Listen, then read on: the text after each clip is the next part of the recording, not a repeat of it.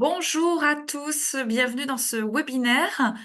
On va accueillir à la fois sur Zoom et sur LinkedIn en live les participants au webinaire. Donc, bienvenue à tous. Alors déjà, on va s'assurer que vous nous entendez bien. On a ouvert la partie chat du webinaire dans laquelle je vais vous faire un petit bonjour. Voilà, donc est-ce que vous pouvez nous dire si vous nous entendez bien? Et bah, n'hésitez pas à nous mettre un petit mot, nous dire d'où vous vous connectez et surtout quel est votre poste aujourd'hui? Est-ce que vous êtes ingénieur pédagogique? Est-ce que vous êtes concepteur? Est-ce que voilà un petit peu des éléments pour savoir un petit peu qui vous êtes? Globalement, un petit peu par là, on veut savoir votre expérience de la vidéo en formation. Ah, super, on a des participants qui viennent de Tunisie. On va faire un bienvenue. Et Nord-Isère, alors des climats un petit peu différents.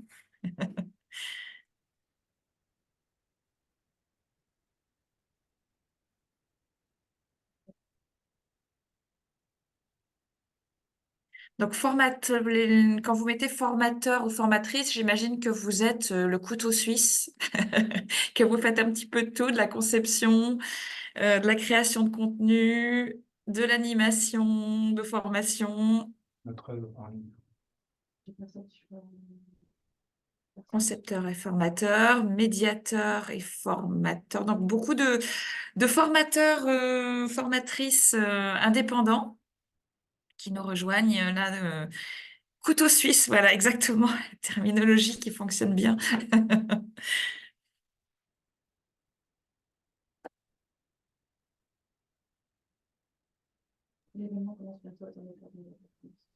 Valériane, sur LinkedIn, il semblerait que ce ne soit pas encore diffusé. Est-ce que tu peux confirmer le diffuser? Et Olivier, alors effectivement, on est en train de vérifier le lancement côté LinkedIn. J'ai Olivier qui est à côté de moi qui s'assure que l'on lance également le live côté LinkedIn. Voilà. Problème technique sur LinkedIn, j'essaie de résoudre. Je pense qu'on va pouvoir commencer. Et puis de toute façon, ils On auront. va lancer le webinaire et pendant ce temps-là, Olivier est confiant voilà, de la possibilité de lancer sur LinkedIn. Bienvenue donc dans ce webinaire et si vous présentiez debout pour captiver votre auditoire. Alors déjà, la première bonne nouvelle, c'est que pour les participants à ce webinaire, eh bien, deux d'entre vous auront la chance de gagner une licence PresUp pour 1 an. Alors, PresUp, vous ne savez pas encore ce que c'est, mais évidemment, on va l'aborder notamment avec Philippe, qui est là à nos côtés aujourd'hui pour ce webinaire Parcourou, et moi-même, Valériane, donc, qui gère les partenariats Parcourou. Peut-être quelques mots sur Parcourou pour ceux qui ne nous connaissent pas. Donc, Parcourou, c'est une solution logicielle gratuite qui permet eh bien, de séquencer des parcours de formation. Donc, en allant sur parcourou.com, vous pouvez créer votre premier Parcourou directement, pas besoin de carte bleue, et vous allez pouvoir, eh bien, dans tout un parcours de formation, proposer ce qu'on appelle des étapes dans Parcourou. Et ces étapes, ça peut être, eh bien, la proposition d'un document à télécharger, ça peut être une vidéo, on va y revenir évidemment aujourd'hui, à visionner, et ça peut être aussi évidemment des séquences synchrones de type formation présentielle en salle ou formation synchrone mais via la classe virtuelle. Lorsque vous avez finalement réalisé l'ensemble de ces étapes de votre parcours de formation sur Parcourou, eh bien vous avez la possibilité de communiquer le lien vers ce Parcourou, à votre nom bien sûr, vers vos apprenants. Et eh bien, vous pouvez aussi avoir des étapes qui sont destinées à vos formateurs, aux animateurs de la formation. Et donc, vous avez également un lien formateur. Donc, il va pouvoir avoir, par exemple, des étapes complémentaires, des explications sur l'animation, etc.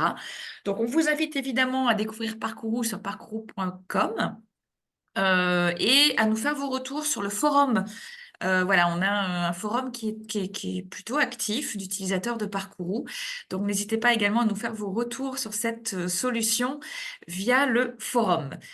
Donc Parcourou, je vous l'ai dit, c'est une solution gratuite. Donc comment ça fonctionne le modèle économique? C'est généralement la question qu'on a dans la foulée. Eh bien, la solution, elle permet aussi d'activer différentes apps via ce qu'on appelle la marketplace dans Parcourou. Lorsque vous créez un Parcourou, vous avez accédé à ce que vous voyez à l'écran, un certain nombre d'éditeurs qui permettent finalement, selon vos besoins, eh bien, d'intégrer différentes solutions dans vos Parcourou. Et on est très fiers de vous présenter donc aujourd'hui PressUp qui a intégré donc la marketplace Parcourou. Et donc, c'est ces abonnements qui permettent, voilà, par un système de partenariat, donc de financer notamment Parcourou. Voilà. Sans attendre, on va rentrer dans le vif du sujet. Donc, Philippe, peut-être tu veux voilà, te présenter un petit peu rapidement et puis enchaîner directement sur Présenter debout. Eh bien, on va voir pourquoi c'est important et intéressant, comment le faire et comment le faire avec des slides. Voilà, donc Philippe, je te laisse la parole. Merci Valériane. Donc Philippe Duvivier, cofondateur de PressUp. Donc PressUp, c'est une application, une web app qui va vous permettre de créer des vidéos donc asynchrones pédagogiques en insérant des slides en réalité augmentée. On va y revenir sur la fin de cette présentation puisque le début, ça va être des conseils généraux sur la présentation debout. Pourquoi le faire déjà? Quel est l'intérêt? Et puis, comment le faire? Parce que ce n'est pas immédiat, lorsqu'on se met debout, d'arriver à faire quelque chose qui soit à peu près correct, surtout avec le matériel dont vous disposez. Donc là, l'objectif, c'est vous de donner des tuyaux pour arriver à créer ces vidéos avec votre PC, votre Mac, éventuellement rajouter une webcam pour avoir une meilleure qualité, mais avec du matériel assez minimaliste, en autonomie, c'est-à-dire sans assistance, éclairage, réalisation, complètement en autonomie, depuis chez vous, là je suis chez moi, depuis chez vous ou depuis une salle de réunion, une salle de classe. Donc, on va commencer par la question Le la pourquoi? plus Alors, Le n'hésitez pas, excuse-moi Philippe, je te coupe, n'hésitez pas, les participants au webinaire, notamment sur Zoom ou LinkedIn, à nous faire les commentaires. Donc, sur Zoom, via le chat, on prendra les questions à la fin ou voilà, en tout cas, Pardon. postez-les, on les prendra en compte et on vous donnera des petits moments pour les aborder. Et Philippe, je te laisse nous expliquer pourquoi c'est important de présenter debout. Donc, avec Valériane, on a prévu quelques relances, 3 ou 4 relances au cours de ma présentation pour pas que ce soit un monologue interminable. Donc, on pourra répondre à vos questions à ce moment-là. Donc, si vous avez des questions, effectivement, mettez-les au fil de l'eau.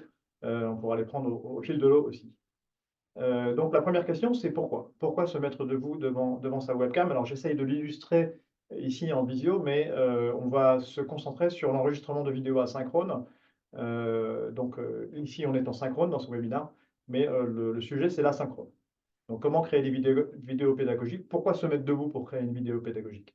Donc, l'enseignement à distance, ce n'est pas une nouvelle pratique, mais néanmoins, le Covid nous a littéralement assis. Alors, je vais m'asseoir. Voilà, ça, c'est l'enseignement à distance mode Covid. C'est-à-dire qu'on voit ma tête et il y a une chose qui a disparu complètement, c'est la communication non verbale. Qu'est-ce que c'est que la communication non verbale? Eh bien, c'est tous les gestes qui vont accompagner mon propos, qui vont permettre d'expliquer certaines choses, de compléter mes mots avec mon corps. Et ça, donc c'est la direction de mon regard, le mouvement de mes lèvres et mes expressions, mes sourires, mes grimaces. C'est le mouvement de mon corps, mes déplacements éventuels, mes bras, mes mains. Tout ça, ça s'appelle la communication non verbale. La position naturelle des enseignants en classe ou des formateurs, c'est d'être debout. Et si vous êtes formateur, vous savez très bien que votre niveau d'énergie va être bien plus élevé si vous êtes debout. Debout devant une classe, devant une audience. Les mouvements et mes propos, quand je suis debout, sont intriqués. Et je peux accompagner par exemple le geste intriqué, je peux accompagner d'un geste pour renforcer le mot. Dans le cadre du présentiel, donc, un enseignant devant sa classe, il est engagé physiquement dans son propos, et cet engagement personnel engage à nouveau son auditoire et soutient l'attention. J'espère, en étant debout, et là, je n'ai pas de slide, rien, soutenir votre attention pendant 12 minutes, avec quelques interruptions. Eh bien, en distanciel, on va essayer de faire exactement la même chose.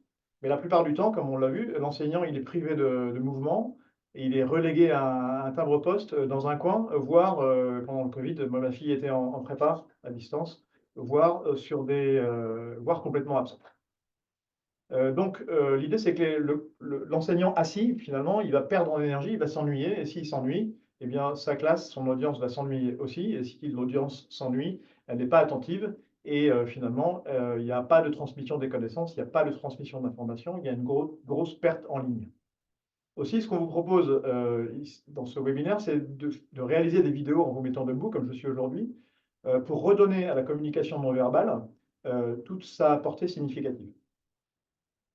Donc là, on a une petite relance. Et voilà, elle arrive. Et du coup, alors, cette communication non verbale, ça représente quoi dans une présentation?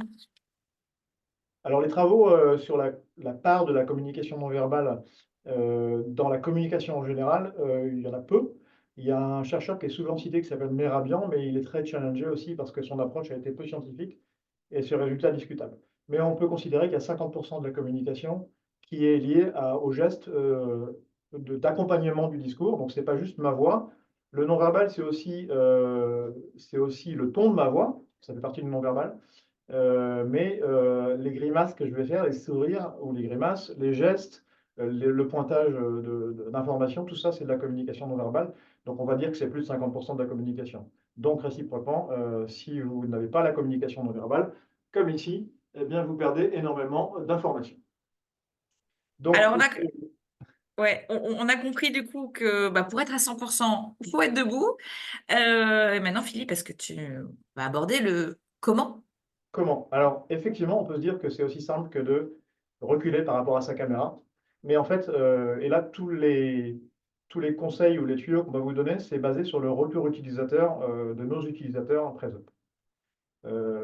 Donc, on s'est dit qu'il était pertinent de se mettre debout. Maintenant, on va regarder exactement comment. Et comment réaliser une vidéo à nouveau en autonomie avec des outils qui sont à votre disposition. Donc, d'abord, le matériel. Vous avez certainement sur votre bureau un PC portable avec une webcam et un micro. Ça peut suffire. Néanmoins, lorsque vous allez tester vos premiers enregistrements, vous serez peut-être déçu sur la qualité de l'image et la qualité du son.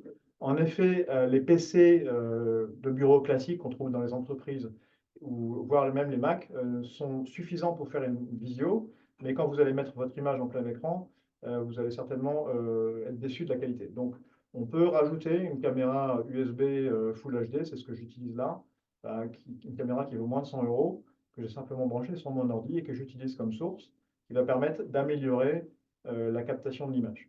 En plus, ces caméras ont en général des réglages d'exposition, de lumière, d'exposition, de balance des blancs et de focus qui vont permettre vraiment d'améliorer la qualité. En ce qui concerne le son, faites des tests avec votre webcam ou avec le micro de votre ordi. À nouveau, vous serez peut-être déçu par le son. Il y a des micros cravates USB avec un fil de 5 mètres. Le prix, c'est 10-15 € et ça vous permet de renforcer la qualité du son. Et si vous renforcez la qualité du son, eh bien, vous allez augmenter l'attention de votre audience. Voilà pour le matériel. Donc, un laptop récent, pour ne pas avoir de problème de lag vidéo notamment, une webcam éventuellement USB et un micro, soit le micro de l'ordi ou de la caméra, soit un micro cravate filaire USB que vous pourrez rajouter. Ah, Philippe, elle a l'air pas mal ta webcam. Du coup, tu veux nous dire ce que c'est? C'est une Logitech, j'ai pas d'action. Logitech Full HD, je mettrai la référence dans le parcours justement. Super. Oui, alors, effectivement, je précise, pour tous les participants au webinaire, alors on est navré, on a un petit souci sur la partie LinkedIn, donc on vous a invité à nous rejoindre sur le Zoom. Voilà, donc n'hésitez pas, bienvenue si vous arrivez depuis LinkedIn. On va transmettre à tous les participants un parcours, évidemment, avec l'ensemble des éléments que tu nous partages aujourd'hui dans le webinaire. Donc, il y aura un support qui va être communiqué à tous les participants. On enchaîne, Philippe, sur la partie peut-être des problématiques qu'on va rencontrer lorsqu'on va se lancer dans la vidéo. Alors, tu as raison, c'était un peu trop tôt. On a fait le tour du matériel. On a oublié un petit point, c'était le logiciel. Mais c'est très court, puisqu'en fait, vous allez imaginer que pour faire une belle vidéo en asynchrone pédagogique, il va vous falloir un logiciel spécifique de montage, notamment d'incrustation, de fond vert, etc. Eh bien, on va voir justement avec Presop, c'est notre proposition chez Presop, c'est de se passer de ce logiciel et d'avoir une vidéo qui sera prête à l'issue de la captation. On a effectivement trois types de problématiques classiques dans la captation vidéo. La première, c'est l'arrière-plan, ce qui est derrière moi. Le deuxième, c'est la lumière, l'éclairage. Et le troisième, c'est le cadrage. L'arrière-plan d'abord. En vous mettant debout, vous allez avoir besoin de recul par rapport à votre ordinateur. Moi, je suis à peu près à 1,20 m de ma caméra, ce qui va entraîner une captation beaucoup plus étendue qu'en visio habituel de l'arrière-plan. Donc, vous allez devoir gérer cet arrière-plan. Si vous traitez d'un sujet qui peut être contextualisé, le mieux c'est de faire la captation avec votre laptop dans le contexte. Par exemple, dans un environnement industriel pour un topo sur la maintenance industrielle, ou alors si vous faites une vidéo sur le recrutement dans une entreprise, pourquoi pas vous installer dans la cafétéria avec un peu d'ambiance. Cette ambiance vous permettra d'avoir aussi un bruit de fond léger qui va contextualiser au niveau sonore. Assurez-vous juste dans vos premiers enregistrements que ce bruit de fond ne vous couvre pas, bien sûr, et que vous restez audible. La deuxième option donc la première option, c'était de contextualiser, d'expliquer avec le contexte des éléments de votre vidéo. La deuxième, ça va être d'opter pour un mur blanc. Donc là, je suis dans une pièce de 9 mètres carrés. J'ai posé au sol des tapis pour éviter d'avoir trop de résonance dans ma pièce. Mais sur le mur, donc j'ai un mur blanc derrière moi. J'ai un peu accessoirisé, comme vous voyez, j'ai mis une petite plante, un bout de placard et un bout de plafond.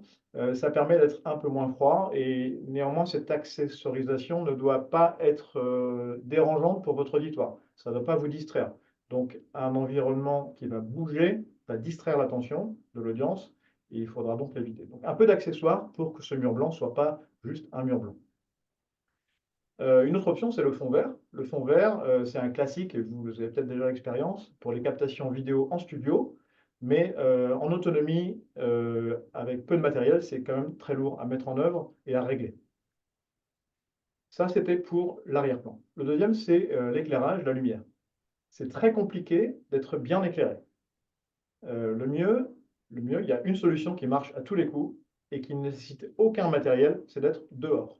Vous prenez votre laptop, votre webcam, votre micro, si vous en avez un en USB, vous sortez dehors, vous ne mettez pas en plein soleil surtout parce que vous allez avoir une problématique de contraste très élevée qui va casser l'image. Si vous êtes dehors à l'ombre ou avec un temps nuageux, vous aurez un éclairage parfait. Si vous êtes à l'intérieur et que vous disposez d'une source de lumière naturelle, comme une fenêtre, donc vous êtes dans un bureau, il y a une fenêtre, mettez-vous face à la fenêtre devant vous qui va vous fournir un éclairage naturel largement suffisant. Enfin, si vous ne disposez pas d'éclairage naturel, multipliez les sources de lumière, c'est ce que j'ai fait ici. Alors, je ne vais pas retourner la caméra, donc j'ai une lampe de bureau, et puis j'ai rajouté 2 projecteurs additionnels, pas chers du tout, pour faire un peu de lumière diffuse. Rajoutez de la lumière autour de vous, que ce soit assez diffus, et ça va vous permettre d'être bien éclairé. Dans les bureaux, vous éviterez l'éclairage zénital. C'est les néons, par exemple, au-dessus, qui va générer des ombres et des reflets indésirables sur votre front et sur votre visage. Évitez aussi les contre-jours. C'est une fenêtre derrière moi, une lumière allumée juste là. Tout ça, ça va dégrader fortement la qualité de l'image parce que votre webcam ne va certainement pas être capable de gérer ce contre-jour. Donc, on a parlé de l'arrière-plan, on a parlé de la lumière, on va parler maintenant, du cadrage. Le cadrage, c'est mon troisième point, et le dernier point sur la partie plus technique. Le cadrage, on va choisir un plan américain. Donc le plan américain, c'est à peu près le plan dans lequel je suis là. Mes mains sont visibles.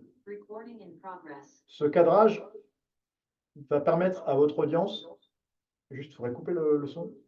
Coupe le son. Excusez-moi, j'ai un retour. Coupe ton son, s'il te plaît. On va privilégier ça c'est les inconvénients du direct. On avait un retour de contrôle dans la pièce et le son. On va privilégier donc un plan américain. Vos mains doivent être toujours visibles, je disais. ce cadrage va permettre à votre audience de percevoir intégralement votre communication non verbale. On va considérer que la partie pied, entre guillemets, de la communication non verbale est peu utile. Au-dessus de la tête, il faut que vous laissiez un peu d'air. Ne vous collez pas à votre cadre. La taille de la main, c'est un bon test. Centrez-vous dans l'espace disponible. Vous pourriez faire votre présentation ici, mais on s'attend à ce que quelque chose apparaisse. Vous verrez tout à l'heure que quelque chose peut apparaître avec PresUp, mais je laisse ça pour la fin. Si vous n'avez pas de slide, mettez-vous au centre de votre écran. Enfin, la hauteur de votre PC est très importante. On va avoir tendance à se mettre debout en inclinant l'écran du PC, et on va donc être en contre-plongée. Et la contre-plongée, vous savez que ça ne met pas en valeur. Donc pour vous donner un repère, ma caméra, là, elle est au niveau de mes épaules. Donc le cadrage, vous le voyez, un plan américain, et la caméra est à peu près au niveau de mes épaules. Pour que la caméra soit au niveau des épaules, il faut donc surélever le PC, ou le Mac, ou la caméra. Moi, j'ai un retour avec mon Mac juste en dessous, donc c'est un bon dispositif. Et l'ordinateur est à peu près à ce niveau-là. Ce niveau-là, si vous n'avez pas de pied, le plus simple, c'est de prendre une table, mettre une chaise dessus et mettre votre ordinateur dessus. Voilà. Donc, en imaginant qu'on est dehors, on va mettre dehors une table de jardin, une chaise dessus, l'ordinateur, et on est prêt. La question, pardon, est-ce qu'on peut utiliser, parce que tous ces outils, on peut utiliser des fonds d'écran, c'est quoi le conseil par rapport à ça? Alors, effectivement, en visio, on a l'habitude aujourd'hui d'utiliser les filtres et les fonds d'écran virtuels. Alors, il faut savoir que c'est l'IA qui calcule, qui fait le détourage, et que cette IA, elle est entraînée sur des gens assis. Et que vous pourrez tester, si vous avez des retours, je suis preneur, mais tous les tests que moi j'ai faits sur les filtres et le détourage automatique ne fonctionnent pas quand on est debout, parce que l'IA n'a pas été entraînée sur des gens debout. Merci Valériane pour cette question, cette relance. Dernier sujet, on va parler de vous.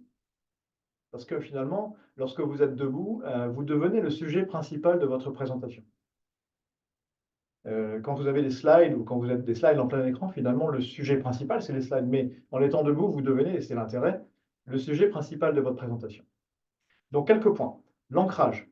Si je passe mon temps à me déplacer, vous voyez que c'est fatigant. D'un seul coup, ça devient fatigant pour vous. Donc, il faut l'éviter.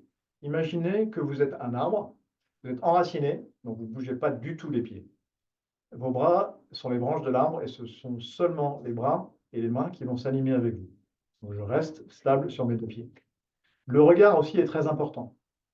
En présentiel, on peut regarder chacun dans les yeux. Toi, j'ai une question, bonne réponse, merci. Mais en distanciel, c'est simple, tout le monde est derrière la caméra. Donc si je regarde la caméra, je vous regarde tous dans les yeux et je soutiens votre attention. C'est pas facile. C'est pas facile parce qu'on a l'habitude en visio, et ça fait partie de la Zoom fatigue. Il y a des études aux États-Unis qui disent que le fait qu'on se voit, c'est fatigant. Mais en visio, on a l'habitude de se regarder parce qu'on se trouve beau. Ou alors parce qu'on aime bien être bien coiffé. Eh bien non, en captation vidéo, il faut regarder la caméra parce qu'en regardant la caméra, je vous regarde tous dans les yeux et je soutiens votre attention. Maintenant, les gestes. Les gestes que je fais depuis tout à l'heure, je vais essayer de les travailler pour cette présentation, mais ce n'est pas facile. On a souvent les mains dans les poches quand on parle. Il y a 3 familles de gestes. Les gestes de ponctuation. Je vais marquer mon discours. Ils servent à ponctuer, à rythmer le discours. Je ponctue, je rythme. Bon, c'est pas très riche, comme vous voyez, mais ce n'est pas inutile. Ça permet de scander un petit peu et de ponctuer le discours. Donc, c'est à utiliser avec modération. La deuxième catégorie de gestes, on en a 3 catégories. La deuxième catégorie de gestes, ce sont les tics. Donc ça, c'est les choses qu'on reconnaît du domaine du tennis, on va dire. Évidemment, si je passe mon temps à faire ça, eh bien, vous allez ne voir que ça. Et finalement, votre attention va être déviée vers l'analyse de mes gestes. Donc ça, on ne les voit pas forcément au premier abord. Le regard de l'autre est toujours intéressant. Donc, quand vous faites des vidéos, montrez-les à des personnes de confiance afin d'avoir leur retour et qu'ils vous disent attention, tu te grattes le nez en permanence. Donc, on a parlé des gestes de ponctuation, les tics. Donc, les gestes de ponctuation à utiliser avec modération, les tics à éviter, si possible. C'est pas facile de se débarrasser de ces tics. Et le troisième, c'est les gestes métaphoriques. Donc, les gestes métaphoriques sont les plus riches. Vous allez donc essayez de transcrire vos mots en gestes. Si je parle des différentes couches de l'atmosphère, ce geste-là. Si je parle d'une problématique et d'une autre, si je reviens en arrière sur un point précédent, passons au sujet suivant. Tout ça, ce sont des gestes qui vont enrichir énormément mon discours et soutenir votre attention. Dans tous les cas, je disais, vous ne laissez pas vos mains le long du corps, ni dans les poches, ni même une main dans la poche. Essayez d'exploiter, au minimum par des gestes de ponctuation, essayez d'exploiter vos mains parce qu'elles vont enrichir votre message. Et, Philippe, alors, est-ce que tu as des astuces pour s'entraîner justement comment on évite ces gestes parasites ou ces tics? Alors, il faut faire de nombreux essais. En fait, un conseil que je m'applique à moi-même pour préparer les vidéos du parcours, parce que toutes ces vidéos, tout ce qu'on raconte là, c'est enregistré en vidéo déjà et disponible dans Parcours. Pour préparer ces vidéos, j'ai commencé par improviser face caméra sans aucun support. Ensuite, je me suis regardé, enregistré, et je me suis dit quels sont les gestes qui peuvent accompagner mon discours. Donc, j'ai des mots, quels sont les gestes qui peuvent l'accompagner. Et enfin, la troisième approche qu'on verra juste après, c'est j'ai rajouté mes slides, mais mes slides n'étant qu'en complément de mon discours pour appuyer le discours. Donc, s'entraîner, prendre l'habitude de s'entendre. La première fois qu'on s'enregistre, vous savez très bien qu'on n'aime pas sa voix, on ne peut pas la changer, c'est sa voix, et c'est comme ça que les autres nous entendent. De la même manière, la première fois qu'on se filme, eh bien, on n'aime pas son image, mais c'est comme ça que les autres nous voient depuis toujours, donc il faut s'y habituer. Donc, de l'exercice, de l'exercice, de l'exercice. Très bien. Qui aime sa voix, hein? Oui. Donc Merci là, Philippe pour tous ces conseils sur la préparation de son intervention vidéo. On arrive au cœur du sujet. Comment on fait pour rajouter des slides dans cette vidéo comment on fait percutante? pour le faire? Et voilà, tu vas nous présenter PressUp. Exactement. Donc là, je vais devoir, PressUp, c'est un outil asynchrone, donc je vais devoir partager mon écran pour ça. Je ne vais pas pouvoir le faire en direct, puisque c'est un outil qui n'est pas dédié au direct, mais à l'enregistrement asynchrone.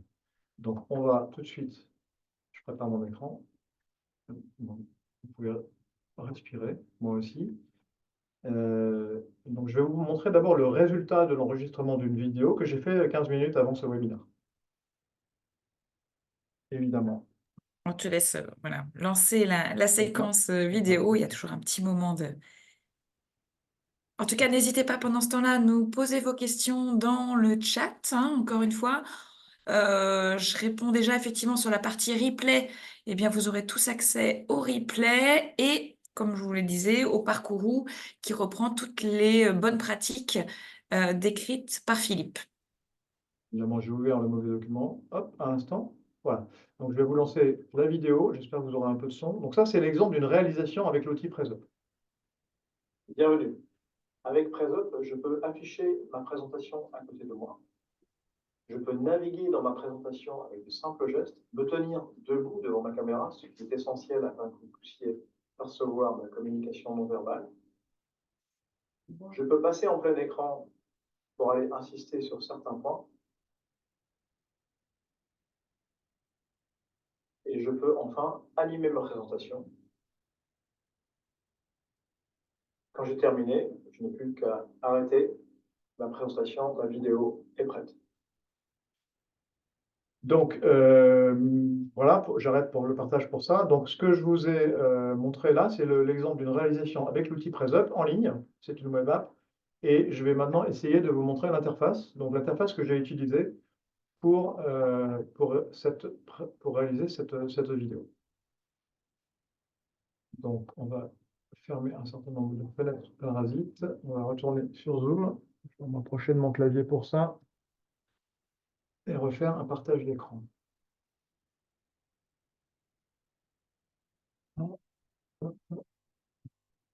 Voilà, donc je suis, alors, est-ce que c'est propre? Oui.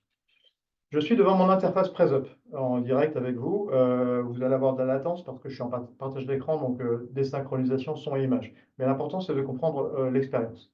Donc, lorsqu'on se connecte sur PressUp, on va être invité à uploader un PDF. Donc là, je l'ai déjà uploadé.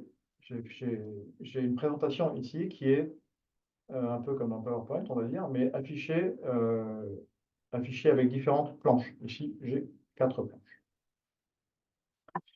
je vais pouvoir régler, donc j'ai une souris sous la main, régler la transparence de ma présentation. Ça va être intéressant lorsque je vais être en plein écran pour pouvoir rester derrière ma présentation. Et puis la taille de mes slides. Voilà. Ensuite, j'ai des zones grises ici que vous voyez qui sont des zones d'interaction. Je vous montre. Voilà. Donc en mettant ma main sur cette zone virtuellement, je peux passer mes slides. Et ces zones sont déplaçables parce que, en fonction de mes habitudes ou de mon appréhension de l'espace autour de moi, je vais pouvoir dire que ce bouton-là pour cacher la présentation, je vais le mettre en bas et celui-là, plein écran, je vais le mettre en haut, pardon. Et donc voilà, comment je vais réaliser ma vidéo? Eh bien, je suis prêt. Je vais maintenant démarrer l'enregistrement et à l'issue de cet enregistrement, ma vidéo sera prête et téléchargeable. Donc pour démarrer, je vais d'un geste lancer l'enregistrement. 3, 2, 1, c'est parti. Bonjour, bienvenue pour cette présentation de PressUp, une application qui va me permettre d'afficher à côté de moi ma présentation, de naviguer dans mes slides avec un simple geste. Bien sûr, avec PressUp, je me tiens debout devant la caméra. C'est le principal intérêt de l'application, c'est qu'on puisse capter ma communication non verbale. Je vais pouvoir, avec PressUp aussi, aller passer en plein écran pour aller assister sur, ici, le Brésil, et puis ressortir de ce plein écran, pardon, c'est par là, et créer une petite animation ici pour zoomer sur l'Asie-Pacifique. Quand j'ai terminé, eh bien, je suis content de moi, j'arrête, et j'arrête mon enregistrement, avec un simple geste aussi. Et là, ma vidéo va être prête. Téléchargeable, et je vous la montre, ça c'est la direct. Bonjour, bienvenue pour cette présentation de PressUp. La caméra, c'est le principal intérêt de pouvoir avec PressUp aussi aller passer en plein écran, arrête, et j'arrête mon enregistrement avec un simple geste aussi. Et là, ma vidéo va être prête. Voilà. Eh bien, alors évidemment, ce n'est pas un cours sur PressUp, hein, donc il faudrait rentrer plus dans les détails. Vous trouverez des tutos en ligne sur pressup.com avec 2 Z. Mais c'est une web app, c'est gratuit pour la création de vidéos de moins de 3 minutes. Donc n'hésitez pas à vous enregistrer et à la tester après cette session de webinaire. Donc voilà, donc vous pouvez utiliser Parcourou pour faire votre déroulé pédagogique et toutes les séquences dans Parcourou. Et évidemment, alors on l'a vu, Philippe, le format dans lequel la vidéo est créée, c'est un MP4, c'est ça? Tout à fait. C'est un format MP4 qui est compatible avec la plupart avec tous les viewers. Si vous voulez convertir au format SCORM, il faudra un convertisseur, mais si vous utilisez le SCORM, vous avez l'habitude de faire ça. Alors pour ceux qui connaissent Parcourou, plusieurs possibilités pour évidemment intégrer votre vidéo PressUp dans un Parcourou, la publier sur YouTube par exemple, hein, pour ceux qui utilisent déjà eh bien, la chaîne privée qui vous permet de publier votre vidéo et de récupérer le lien que vous allez mettre dans Parcourou. La même chose avec Vimeo. Et la troisième possibilité, eh bien, c'est de stocker cette vidéo MP4 par exemple sur la solution Training Storage. Et là aussi, donc là, c'est votre espace de stockage à vous privé et qui vous permet de générer le lien de la vidéo que vous allez intégrer à ce moment-là dans Parcourou. Je regarde le chat, n'hésitez pas donc à nous poser vos questions. Moi, j'en ai une peut-être comme ça spontanément, Philippe. Combien de temps il faut pour... alors, on a compris voilà, il y avait des vidéos, des tutoriels à disposition lorsqu'on commence avec PressUp, mais globalement, combien de temps il faut pour s'habituer un petit peu à passer d'une slide à une autre, comme 5 la minutes. prise en main, c'est en combien de temps? 5 minutes. 5 minutes, voilà. Il y aura plus de problématiques sur l'éclairage, l'arrière-plan, que la problématique de la gestuelle. On a voulu faire, merci beaucoup Christine qui dit c'est génial. C'est génial. Alors, moi je suis un peu loin de mon écran, donc j'arrive à lire quand même. On a effectivement la prise en main, on a travaillé avec des profs pour fabriquer ça. On a voulu un outil très simple, qui soit très facile à prendre en main. On est passé par des choses très compliquées, à la Minority Report, à zoomer dans des images, etc. Et en fait, on s'est rendu compte que le seul geste que tout le monde comprend, c'est montrer quelque chose. Et donc, le seul geste à comprendre, c'est que c'est le bout de mon index qui est détecté. Et si je le place dans la zone, ici, ça va être la plante. Si je le place sur la plante, comme j'ai un retour vidéo, je peux facilement le placer.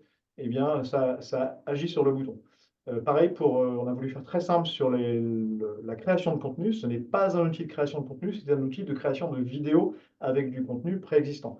Donc, vous pouvez, à partir de PowerPoint, de Google Drive ou Keynote dans Mac, pardon, générer un PowerPoint que vous allez simplement convertir au format PDF. Et ce fichier PDF sera importable dans l'application Prezo. Ce qui veut dire que tout document PDF peut être utilisé dans PresUp? S'il est au format 16/9. Donc, D'accord, d'accord. Ok. Donc, important à intégrer. Alors, je regarde. Alors, on a un Laurent qui nous confirme que la prise en main est ultra, ultra rapide. Voilà. Cyrielle aussi qui nous dit qu'elle l'a déjà testé. Question de Jean-Philippe. Peut-on utiliser une vidéo avec son dans la présentation? Je Alors, comprends la question. Je comprends la question. Parce qu'elle revient souvent. Donc, à ce stade, non. Ça sera des évolutions futures de PresUp. Pour l'instant, on est en phase de commercialisation depuis seulement septembre. Donc, on se concentre sur les fonctionnalités de base qui suffisent déjà à beaucoup d'académies d'entreprises et de formateurs qu'on a rencontrés. Donc, effectivement, on est preneur de tout ce feedback et on est à votre écoute, hein. On a une liste, bien sûr, de fonctionnalités possibles immense. Nos premiers prototypes contenaient beaucoup plus de fonctionnalités et on a vraiment réduit le niveau de fonctionnalité pour que la prise en main soit simple et qu'il n'y ait pas une appréhension à un outil compliqué. Donc pour l'instant, c'est simple, ça pourra se complexifier, notamment avec des vidéos. Donc l'idée, c'est d'afficher une vidéo, effectivement, et de pouvoir commenter la vidéo pendant qu'elle tourne. Alors, question de Christine qui nous dit, est-ce qu'il faut de meilleurs slides que ceux de PowerPoint? Et Alors, qu'existe-t-il comme autre logiciel? Donc là, je pense qu'on revient sur la partie support qui est utilisée dans PresUp. Alors, je pense qu'il y aurait un sujet aussi sur les contenus et comment créer des slides efficaces. Mais est-ce que il y a d'autres outils que PowerPoint que tu recommandes? alors, PowerPoint, vous avez 3 outils à ma connaissance, à part les open source, mais vous avez Google Drive, donc, qui permet de créer des slides. Vous avez PowerPoint. Donc, Google Drive, c'est gratuit si vous avez un compte Gmail, hein, comme tout Google, c'est gratuit et c'est toi le produit. Euh, le PowerPoint et Keynote dans Mac. Ça suffit.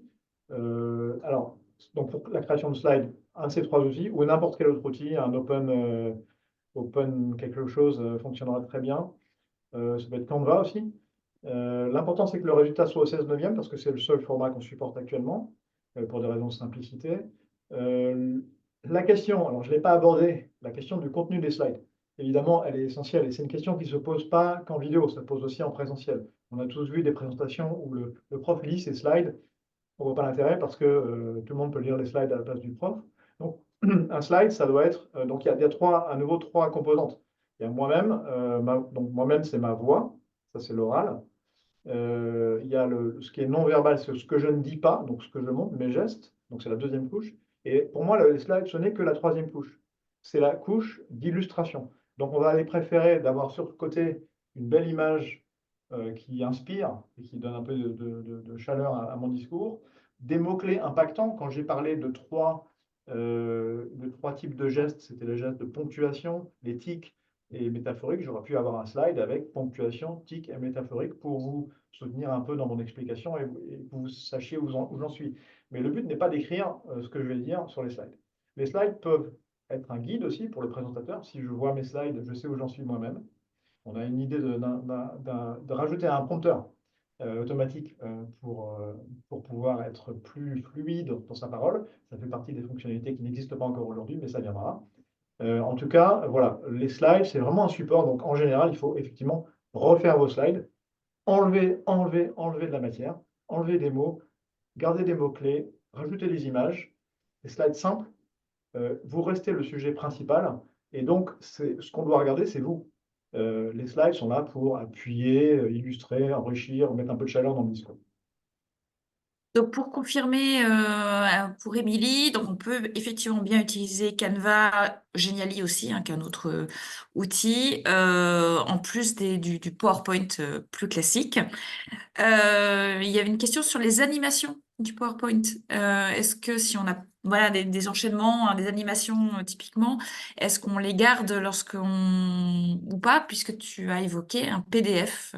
Exactement. Alors, le PDF, c'est l'avantage d'être un format connu à peu près par tout le monde. Donc, tout le monde sait créer un fichier PDF à partir de son application Canva ou PowerPoint.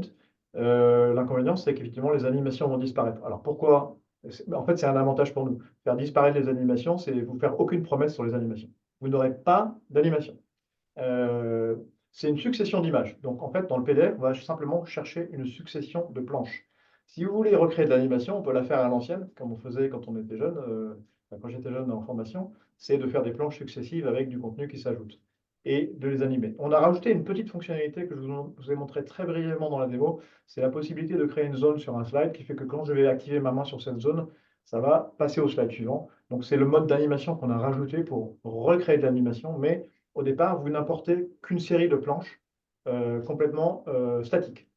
À vous d'animer avec votre parole, vos gestes, cette présentation. Donc, pas d'animation PowerPoint, elles sont supprimées au Mais PDF. et en effet, c'est assez facile de les refaire en rajoutant des slides dans son PowerPoint. Voilà. Alors pour la R&D Presop, on a des petits feedbacks qui nous disent qu'effectivement le prompteur, ça pourrait être une chouette idée. Ah oui, question de Christine. Est-ce que tu as une préconisation pour de quel côté on met les slides à gauche, à droite Eh ben, ça va dépendre de votre main directrice. Donc là, dans Presop, on est en miroir. C'est important de savoir si vous avez un texte écrit sur le mur derrière, il sera à l'envers.